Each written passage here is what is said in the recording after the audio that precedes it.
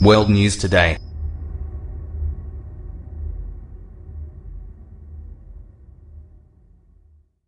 Tokyo, Kim Jong-un wants one that can hit the United States. President Donald Trump apparently asked for 10 times more of them.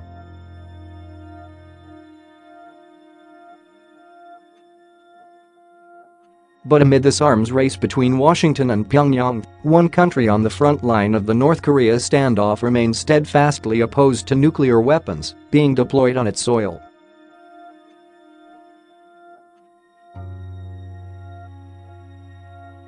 Japan must not use nuclear weapons, absolutely not, says 24-year-old Masato Mori, who works at a department store in Tokyo.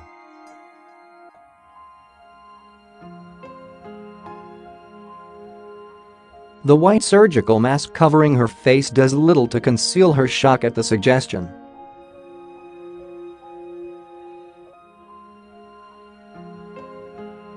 While anti-nuclear sentiment is high in Japan, a snap election being held Sunday could result in changes to Japan's post-war pacifist constitution.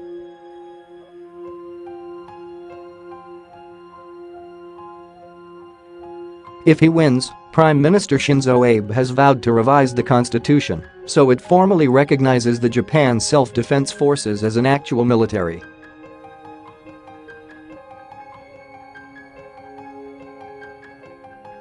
Some critics say this could be a slippery slope, however, eroding the anti-war commitments it made after World War II.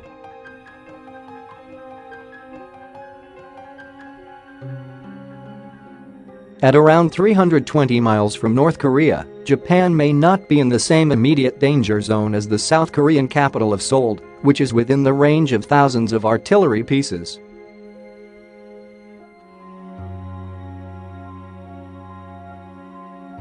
But all of North Korea's missile tests have been fired in its direction, and Pyongyang has said Japan should be sunken into the sea by the nuclear bomb.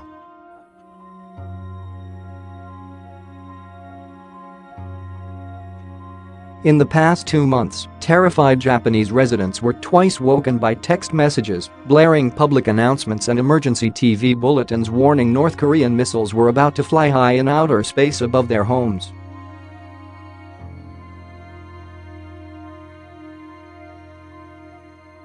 I am worried about North Korea, says Shizuo Ozawa, a 76-year-old homemaker. I think Kim Jong-un is a bit crazy, and I don't know what he will do.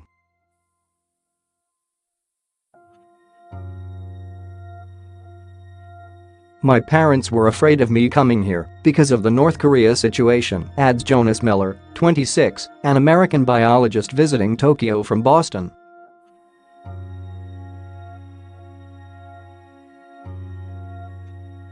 Related, America's fear of Korea is on the rise, poll says, and yet the vast majority of people in Japan are vehemently against the idea of their own country obtaining nuclear weapons.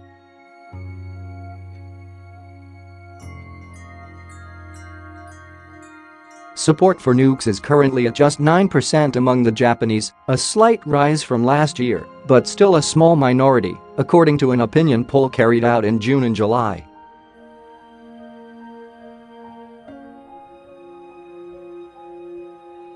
We're scared and North Korea is a big threat for us, but for the time being we need to stay calm and see what happens in the future, says Hiroshi Kato, a 54-year-old who works in finance.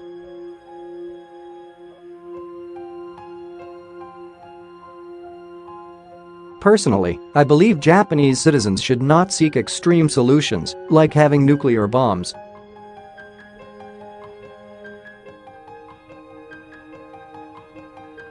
Kiyomi Ebitani, a 60-year-old woman walking through the city's upscale Ginza district, goes even further.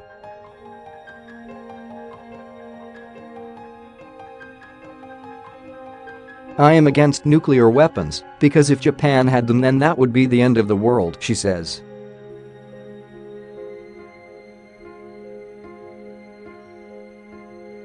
The reason most Japanese people hold this view is linked to their country's unique history.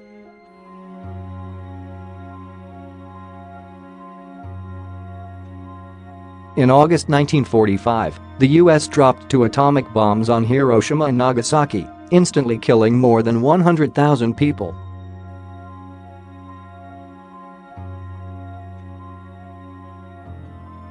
It remains the only time nuclear weapons have been used in a conflict. My grandmother was a child in the war, and she told me her experiences, says Shota Atani, a 25-year-old student.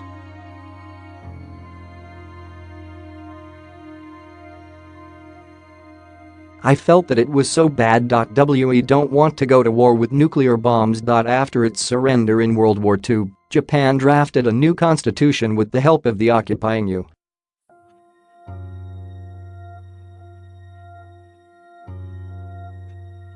military. Its key clause, Article 9, stated that the Japanese people forever renounce war as a sovereign right of the nation and that land, sea, and air forces, as well as other war potential, will never be maintained.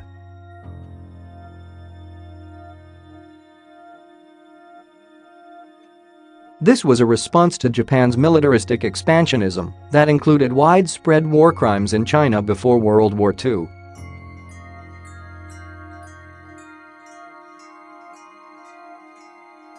Whether or not today's Japan self-defense forces are considered a real military, with nearly 250,000 standing soldiers and Asia's most powerful navy, the country already ranks among the world's top 10 defense spenders.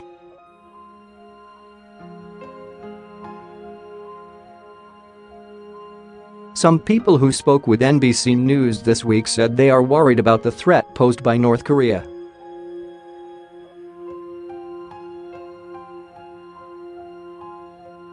But that appears to have done little to slow the pace in this hectic city. 38 million people crammed into its seemingly endless metro area still whiz around this neon-lit megalopolis of dazzling technology, world-class food and historic tradition.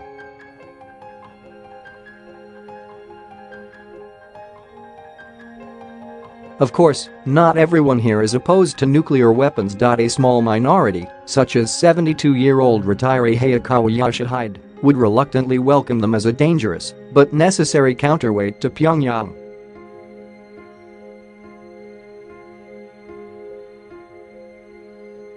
Because North Korea has nuclear weapons, maybe Japan needs to get nuclear weapons as well?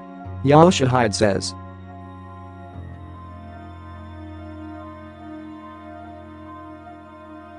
I don't think North Korea will give up its nuclear weapons. That said, no mainstream politician in Japan is openly calling for such an approach.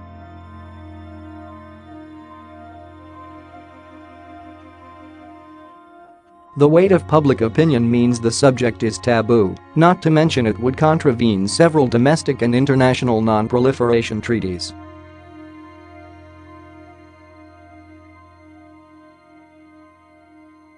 One man who has floated the idea, however, is the U.S. president. During last year's election campaign, Trump suggested the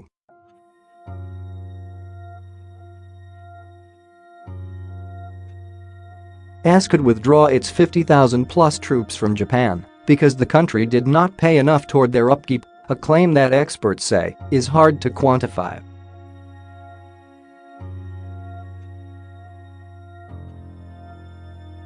Trump suggested Japan might be better off protecting itself by developing its own nuclear arsenal, something that would amount to a reversal of decades of U.S.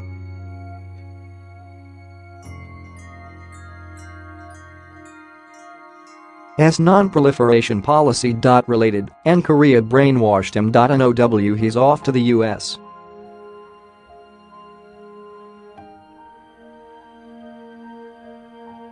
Although he later flip-flopped at a rally 2 months later, Trump's statement caused outrage and concern in Japan, where just 24% of people have confidence in him to do the right thing on international affairs, according to a study by the Pew Research Center in June.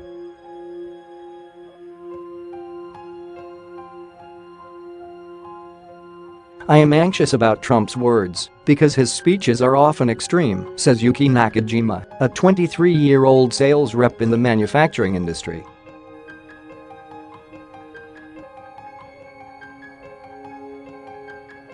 He may cause some trouble abroad. But the president and Japan's leader have developed something of close relationship, typified by the pair playing golf at the president's Mar-a-Lago, Florida resort in February.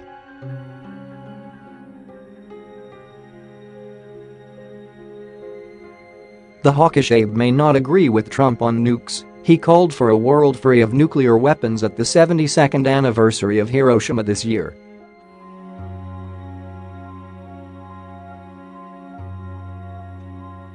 But he has pledged that by 2020 he will amend the constitution to recognize the Japan Self-Defense Forces as a military.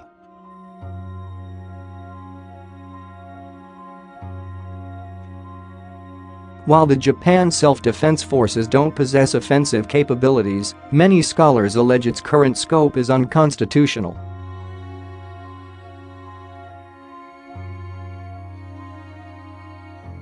Abe needs a two-thirds majority in parliament to make the change. And in a bid to strengthen his hand, he has called a snap election that will take place Sunday, a vote his party looks likely to win.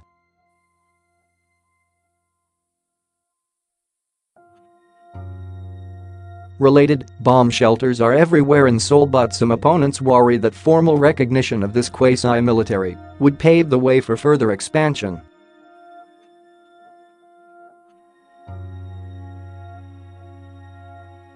Critics say that changing the constitution is something of a Trojan horse and that this is the thin end of the wedge, according to Michi Nakano.